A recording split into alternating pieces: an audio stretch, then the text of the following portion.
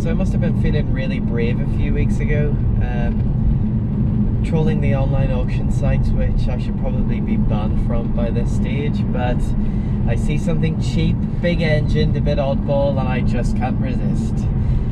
Even if it's in London and I gotta pay 450 quid to get it home. And I'm buying it with a few rubbish photographs with no more information than it starts, it drives itself for loading purposes, and it's a stolen, recovered vehicle. Why do I do it to myself?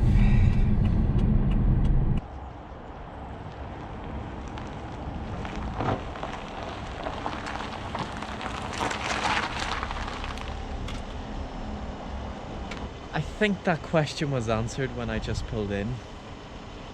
Look how sexy and Swedish it is! On the plus side, there was no recorded damage. There's really good miles on the car, 72,000. Beautiful spec. Yeah, here it is. This is a 2006 Volvo C70 T5 SE Lux automatic. I've always wanted to try one of these things.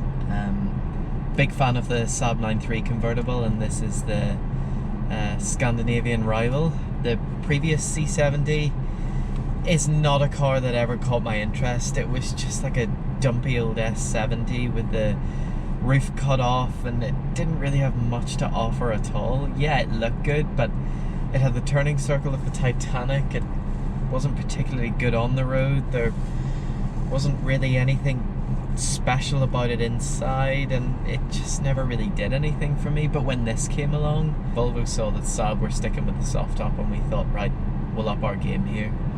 And this car came with a folding hardtop, which is actually in 3 sections, and if you've seen videos of this thing in operation, it's absolutely terrifying how complicated it is. But that longer roofline allowed for this huge cabin, and I mean it's huge for a convertible. There is so much room in the back of it, there's plenty of headroom, and it was trying to move itself from the premium convertible category and tiptoeing itself into the Grand Tour category as well. And I'm gonna hopefully see if it's been able to carry that off, or if it's just as dull and talentless, in my opinion, sorry to anyone who likes them, as the old C70.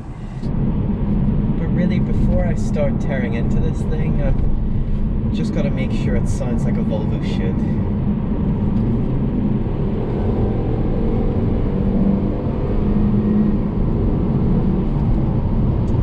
Yep. Look at that. 60 miles per hour at just under 2,000 RPM. Arrived over from England late last night. It was dark. Took it for a quick drive, and initial first impressions, unreal. It really feels like a proper premium car. That engine, just fantastic. Classic Volvo 5-cylinder, the way it should be. But it was dark last night, and all I could really see was that this car is absolutely full of crap. I mean, if I was able to go and set up a car boot stand right now, I could probably make half my money back in selling the pure that's been left in this car. But it's also absolutely filthy. This thing was recovered by the police. So the keys were taken during a house burglary. The car was recovered shortly afterwards. So it's been examined by forensics. It's been held up in an insurance yard, it's then gone to the salvage yard, it's then been waiting in a yard to come over here. So there's a few bits to work through, and the battery seems to be charging itself well. It's pretty grubby in here, but things are gradually coming back to life, and I think this is going to be a really rewarding little project. So this is the car completely untouched. It's its first morning in Northern Ireland. As you can see, it's absolutely filthy, but the bodywork is actually really good. Now I'm looking forward to cleaning this thing up, because I reckon that colour scheme is just going to look superb. especially when it's without bird droppings all over it.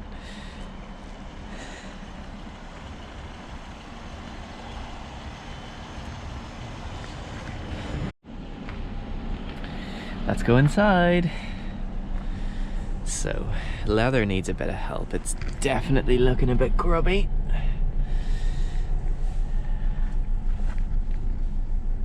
Now, I must stress, this car is exactly how it arrived to me. Plus point, original mats. Love to see that. Everything I've tried so far works. I haven't tried the roof, but we'll go for the grand finale with that. It'll either put me in a really bad mood or a really good mood.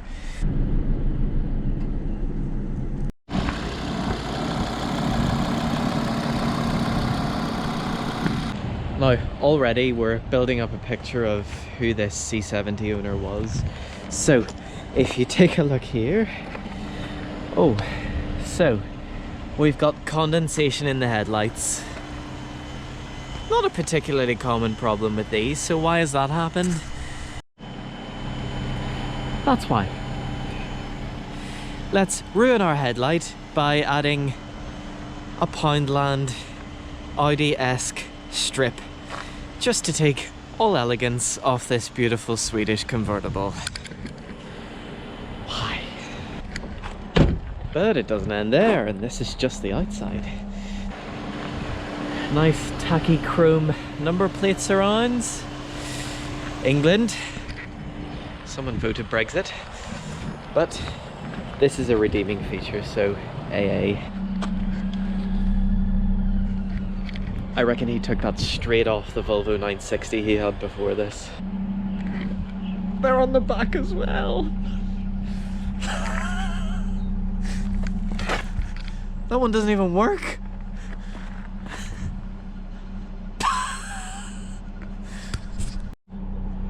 So what are we thinking so far? I'm thinking early 70s. He's called Jeffrey. He has a beard. Foreigners out. Bit of a ladies' man. Enjoyed a cigar or two and had an eBay account with a feedback score of 16,000. Welcome along to this Swedish-themed COVID-style car boot sale in which I will be emptying this car of all its tat and you can make a reasonable offer on anything I may find. Ooh. Ho. Baseball mitt, you know, why wouldn't you have one of those in your car?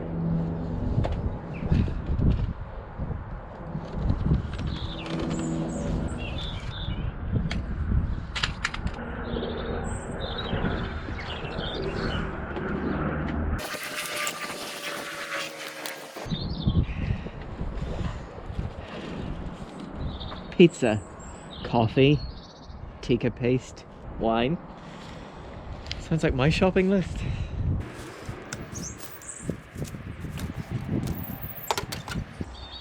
Imagine living next door to this guy. But he was the type who used to shoot the kids with a pellet gun if they even so much as infringed on his perfectly manicured front lawn. Touch-up pen in red.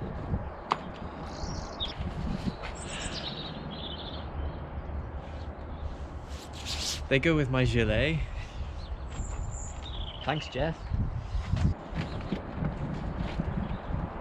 Oh, the old person's sun visor extenders. Santana. Donna Summer's greatest hits. Oh, Jeffrey, you dirty boy. I'm adding part-time swinger to the credentials of Jeffrey. Shower curtain to match the interior. Oh, the essential for any Volvo driver. Outdated road maps.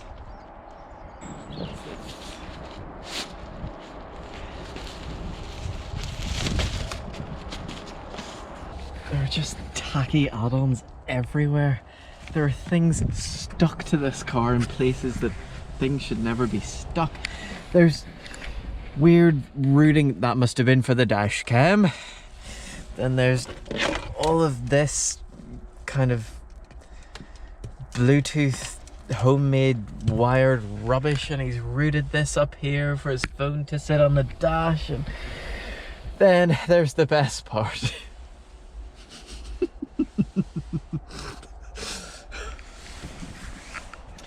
Wide angle to the point that it can see into your soul. Why would you cover up an anti-dazzle rear view mirror with this thing? Ah, much better. I just spotted this. Cam belt was done 1,000 miles ago. Alright, it's time to tackle the boot.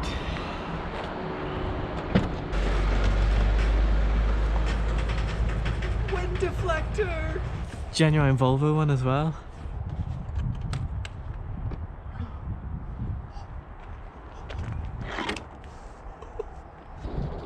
Oh wow.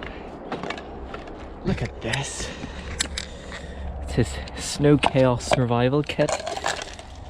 WD-40.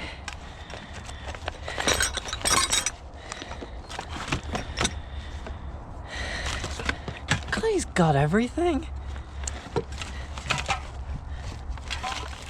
Tire weld. It's a proper emergency goodie bag.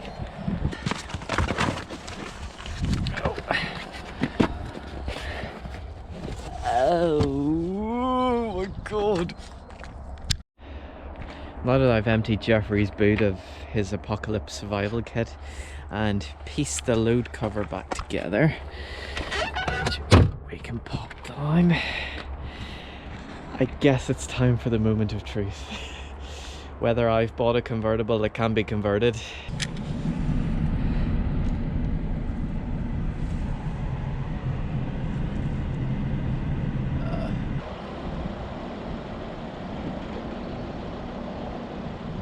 Oh.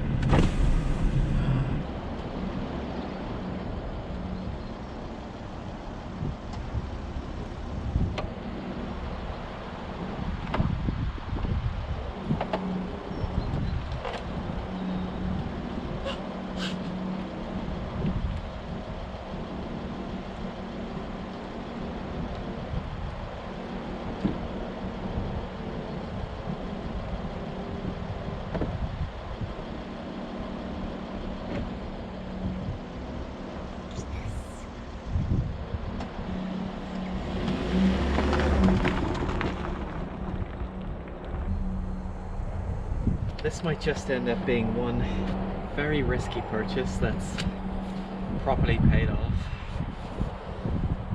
Now that we know the roof works, I can have real confidence in working through this thing. I can see that there's a great car underneath all that stick on eBay tat, and that this is going to clean up to one really sexy Swedish summer treat.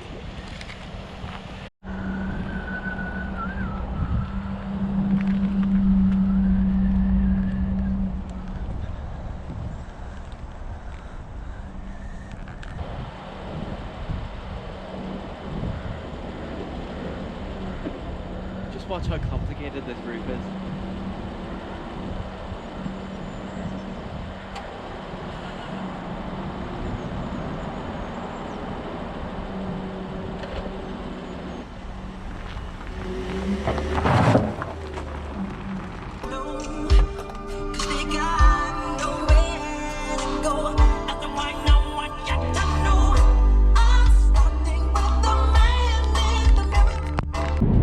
Price-wise, this thing was competing with the Mercedes CLK and the BMW 3 Series.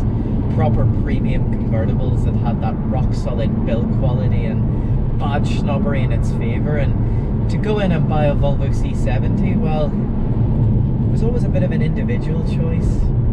You think convertible, and Volvo is never the first mark that ever came to mind. And, you know, Saab had the kind of Scandinavian soft top market cornered, and Volvo waded in with the C70, and it was a bit late to the party, and it just didn't really offer much that the Saab couldn't, so the pressure was on for this car to perform.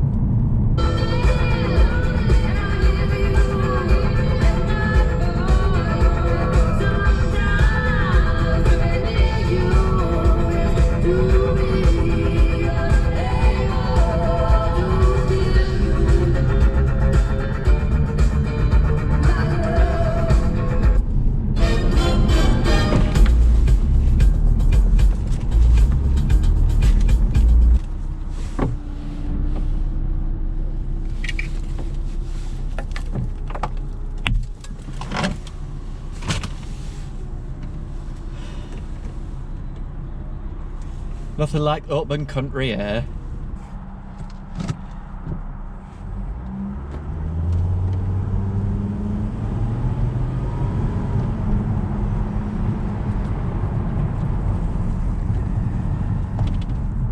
I thought that would have been a bit of a chore to drive, but it's actually got this nice light steering, this lightly weighted gear shifter, and it doesn't feel like as big of a lump as you would think.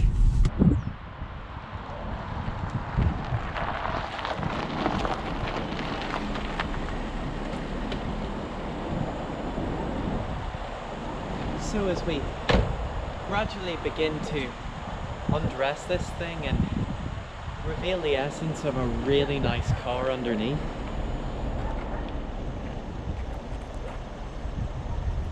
we should have something pretty special to look forward to this summer.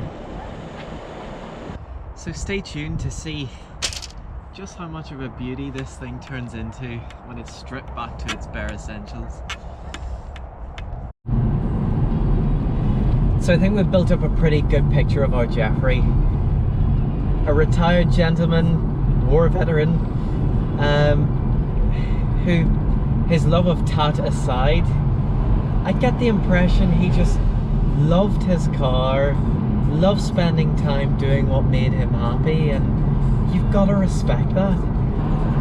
He's probably spent his life driving Volvos of old, 240s, 740s, maybe a 960, and he got to that age where he thought, you know what, I'm going to have a bit of fun. He's got his wind deflector, all his jazzy bits, a cracking collection of music, hood down, and I bet he just loved to enjoy life. And why not? Respect to you, Jeffrey.